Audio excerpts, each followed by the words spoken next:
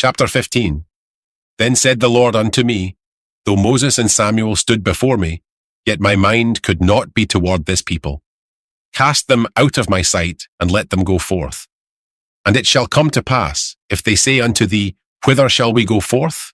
Then thou shalt tell them, Thus saith the Lord, Such as are for death, to death, and such as are for the sword, to the sword, and such as are for the famine, to the famine, and such as are for the captivity, to the captivity.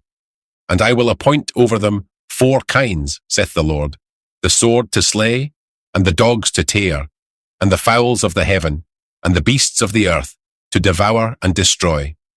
And I will cause them to be removed into all kingdoms of the earth, because of Manasseh, the son of Hezekiah, king of Judah, for that which he did in Jerusalem.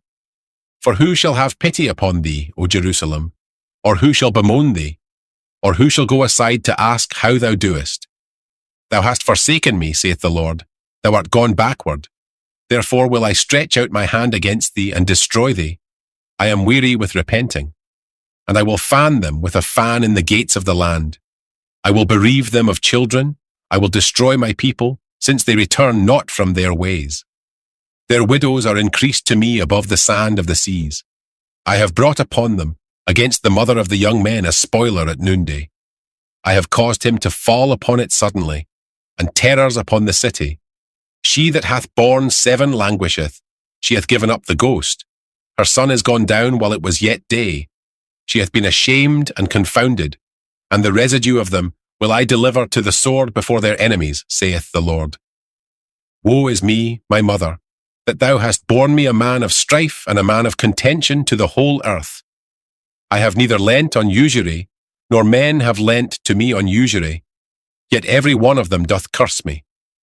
The Lord said, Verily it shall be well with thy remnant.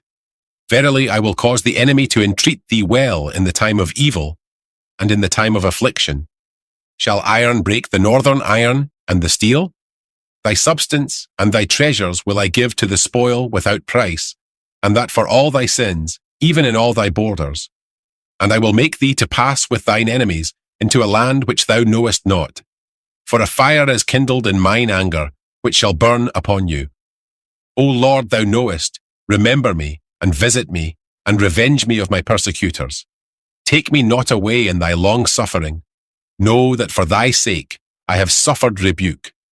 Thy words were found, and I did eat them, and thy word was unto me the joy and rejoicing of mine heart. For I am called by thy name, O Lord God of hosts. I sat not in the assembly of the mockers, nor rejoiced. I sat alone because of thy hand, for thou hast filled me with indignation. Why is my pain perpetual, and my wound incurable, which refuseth to be healed? Wilt thou be altogether unto me as a liar, and as waters that fail? Therefore thus saith the Lord, If thou return, then will I bring thee again, and thou shalt stand before me. And if thou take forth the precious from the vial, thou shalt be as my mouth. Let them return unto thee, but return not thou unto them. And I will make thee unto this people a fenced brassen wall, and they shall fight against thee, but they shall not prevail against thee. For I am with thee to save thee and to deliver thee, saith the Lord. And I will deliver thee out of the hand of the wicked, and I will redeem thee out of the hand of the terrible.